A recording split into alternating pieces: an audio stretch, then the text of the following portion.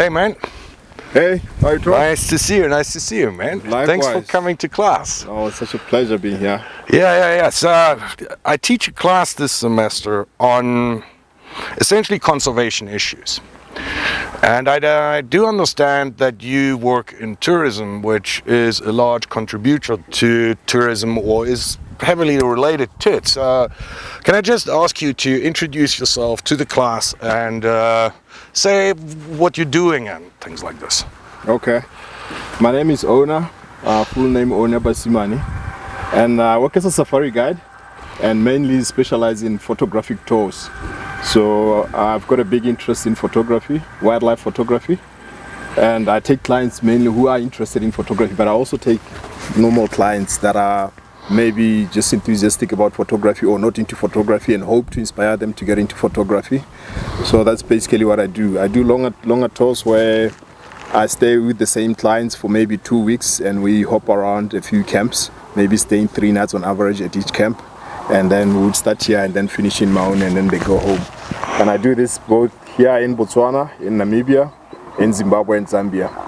No, I didn't even know that you're stretching across borders. Hopefully I can stretch it further. I'm excited if I could get an opportunity to get into East Africa, for example. Oh, that's cool. Maybe the gorillas as well. I would love to lead such trips in the future. That is far away, folks, by the way, the gorillas. But anyway, so you've been working in the industry your entire life, I think. And so, I mean, when it comes to tourism in Botswana, the country is known for its wildlife. So, but when it comes to tourism, what kind of tourism is there actually in the country? How is that organized? It's quite diverse, to be honest. Even just if we were to focus on wildlife tourism, it's quite diverse in itself. The products are very diverse, starting all the way from the super fancy high-end camps, all the way to the more rustic camps that are more basic, so that they all cater for everybody. Whether somebody wants a very fancy camp with a spa and a beauty spa and all that, to somebody who just wants to have it rough, the rough and tumble kind of safari, they're also there. And then besides those sort of permanent structures, there is also the mobile safari industry where people take clients out on a camping experience. So they go out at pre-selected destinations. They camp for a few days there. I think it's four nights maximum at each campsite. They're regulated, and even the number of people that stay at one campsite is also regulated. The number of vehicles that you have there are also regulated by the government. So the idea is then these guys would move from one campsite to another through the country, and also that also offers the main thing is the wildlife experience. So even the high-end camps, they offer good wildlife. The mobile safari industry also offers great wildlife. And then on top of that, you also have the self-drives. These are people that are most of them are very experienced, or they travel, at least a party will travel with somebody who is very experienced, and they drive themselves and they are self-contained. They have everything that they need, all the supplies they need, and they have got the route. Again, they also use the same campsite that the mobile safari industry use, but they bring everything themselves, and then they go take themselves out on game drives. Some of them know the routes very well, or they've got somebody who knows the routes very well. So, okay. Yeah. When it comes to wildlife, what are the biggest seller in terms of animals? Yeah, obviously the more iconic species. Botswana is blessed with abundance of the more iconic species that you get everywhere. Your lions, the elephants. Maybe we can talk more about the elephants, because Botswana has got the highest concentration of elephants you can get anywhere in the world is in northern Botswana. So besides those, then there's the general game, such as the zebras, the I would say wildebeest, all the herds game. And then there's some more attractive stuff, sort of annual events, wildlife events that take place in the country. Like, for example, if you go in the central part of the country, you've got the zebra migration there. That is always very exciting when it takes place.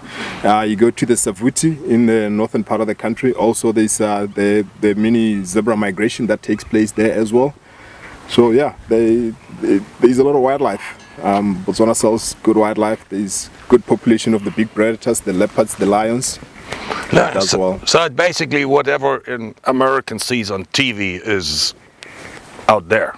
So Absolutely, basically- absolutely. You just have to come to Botswana, and you have to be very, very unlucky to do a safari in Botswana and not see a lion. I always say that you have to be really unlucky not to see a lion on a Botswana safari. No, that's cool. So come to Botswana.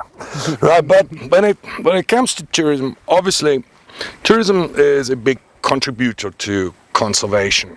And we've spoken about this in class, about financing, etc. In fact, a couple of hours ago. So, and I have seen tourism go up and down, up and down, up and down in this country. And the first time I saw it was after the World Trade Center bombing. Then the ban of hunting led to a slight decline in one particular tourist population, the hunters, and now we have a pandemic to deal with. How did this affect the country?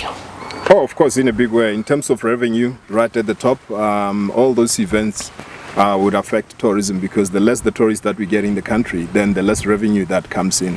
And then obviously in northern Botswana, the economy is sort of, especially around Maun, and Maun being the gateway to the Okavango Delta, means that the population of Maun is almost entirely, well, not entirely, but it's quite dependent on tourism. Either through people that are employed directly in the camps, the companies that provide auxiliary services to the Delta, to the camps in the Delta, and the companies that are in tourism also employ a lot of people. So it's a big employer in the region. So when something happens, and unfortunately it's an industry that is very, very sensitive to anything that happens out there, would affect us here. As we say, the World Trade Center bombing when it happened, and then a few other events. I mean, we could go on. Even remember that gas cloud in Scotland a few years ago, where people were stuck, it also affected tourism for those few days. So it's a very, very sensitive industry. So the country gets affected quite significantly. Yeah, so the dependency, especially in northern Botswana, is on that industry is very, very high. And yeah, so it affects all sorts of people, which is very, very tragic. But it also, as you mentioned, affects revenue that is generally used to fund Botswana's large conservation areas, anything from a national park to our wildlife management areas and things like this. So it's just... yeah, it's as I said, it's tragic. But when it comes to tourism, how does tourism actually contribute to conservation? How does this work? Do you know anything about that? I think if we go back to the concept of CBNRM, the Community-Based Natural Resource Management Plan, that was started in the country, I think it was in 1993, where they changed the whole concept from the government being the central accruer of revenue, and then from there some of the money would trickle down to the communities below. They changed this to a concept where the communities have the ownership of these wildlife areas, so that they see the direct benefits of tourism. And then by seeing the direct benefits of tourism, that stewardship means then they feel responsible to look after tourism. And the theory is that then there is less poaching, because people see the direct value of tourism, they see the income directly. And then also there's just less exploitation of any form by the locals. And in fact, the communities then, you assume that they end up policing one another, because everybody within a community can see the benefit of tourism. So if there's anybody who is up to no good in the community, then they identify them. So we've seen poaching go down significantly because of that, especially the bushmeat sort of subsistent poaching, if I could put it that way, has gone down. Because people, the communities and members of the community police one another. So that's how, from grassroots level, that's how it contributes to tourism, to conservation. No, that's cool. Yeah, so tourism as an industry, it involves a lot of travel. And most of the clients, where are they essentially from? Where's your clientele from? I'd say all over the world. But mainly from Europe and America. They take the biggest slice. Europe and America, that's where they're from. No, that's cool. So that involves a lot of travel. So what does the industry actually do to minimize, let's call it, the impact of travel? What are ways that are implemented here in the country? Within the country, obviously a lot of places, the Okavango Delta is, some parts of it unfortunately are inaccessible by boat or by vehicles. There's only just one way, being to fly in. But the camps themselves, obviously, were places where they have to drive in to bring the services, to bring supplies into the camps. But camps tend to minimize that, so you won't get a big truck coming into the camps every day. There's certain concessions, for example, where I work, where they pool the supplies into one big truck a month. So that, and they do it for all the 3 camps in the area, and it's just one truck that goes in, sends in the supplies, and comes out. So it won't be 3 trucks going to the 3 different camps. So that helps. The camps do their bit on the ground, and then obviously air travel, by always trying to minimize the number of aeroplanes that go into the delta. Also helps, by pooling resources. Even air charter companies tend to pool together sometimes and share clients and share the routes of going, instead of every company exclusively using their own air charter. Sometimes they sub-charter with one another, and that helps to reduce. No, that's interesting. That's interesting. So for somebody that, like most of our students, I mean, as a student generally, as you may remember, one has a little bit of a limited budget. So to give these students an idea of what to expect when you come here, and let's say you hire your guide and you fly into one of these lodges, what is the style? What am I expecting when I get there? No, obviously the main thing is the wildlife. The camps, regardless of which camp you stay in, it'll always be comfortable. Some have some extras, but then if you're on a budget and you're a student, and any camp that you go to, you always have some good wildlife, but it's good to know beforehand what activities such a camp offer. So on average, most of the camps try and offer as much of the activities as possible, being the game drives, the walking safaris, water experience such as a boat and a mokoro. And those are mainly the ones that get offered around. So depending on where you go to, some camps are exclusively water camps, meaning that they offer just water activities, being the boat cruises and the mokoros, and maybe just limited game drives. And then there are some camps that fortunately would be able to offer all the activities, being the game drives, the mokoro experience, the boat, as well as the walking experience as well. No, that's interesting. So, and I mean, I've participated in these activities. That's pretty cool stuff. So if we're looking at tourism as a whole, in order to diversify the tourism product, there is a lot of talk about this.